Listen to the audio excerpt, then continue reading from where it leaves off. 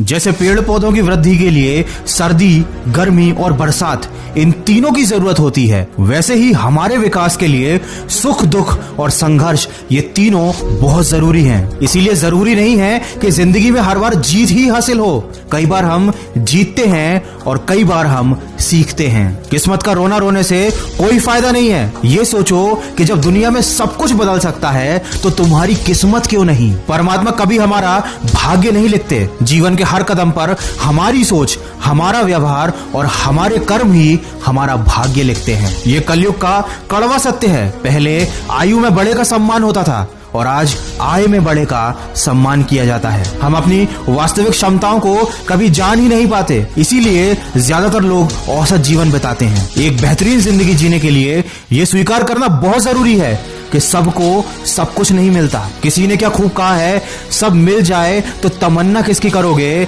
कुछ अधूरी ख्वाहिश ही जीने का मजा देती है। रिश्ते निभाने के लिए बुद्धि नहीं, दिल की शुद्धि चाहिए। सत्य कहो, स्पष्ट कहो और सम्मुख कहो। जो अपना होगा वो समझेगा और जो पराया होगा वो छूट जाएगा। और किसी को गलत समझने से पहले एक बार उसके हालात समझने की कोशिश जरूर करना। जरूरी नहीं कि हर बार जब हम सही हो तब सामने वाला भी गलत ही हो। खिचड़ी यदि बर्तन में पके तो बीमार को ठीक कर देती है और यदि दिमाग में पके तो ठीक इंसान को भी बीमार कर देती है। जब परिवार के लोग खराब और पराये लोग अपने लगने लगे तो समझ लीजिए कि आपका विनाश नजदीक है। इसीलिए हमेशा अपने माता पिता का सम्मान करना, क्योंकि जब पिता धूप में जलता है और चूल्हे में माँ जलती है तब जाकर कहीं घर में औलाद पलती है। हमारी जिंदगी की सबसे बड़ी गलती उन लोगों को अहमियत देना है जिनकी जिंदगी में हमारी कोई अहमियत है ही नहीं। जिंदगी में हमेशा ऐसे दो दोस्त जरूर रखना, एक जो कृष्ण की तरह ना लड़े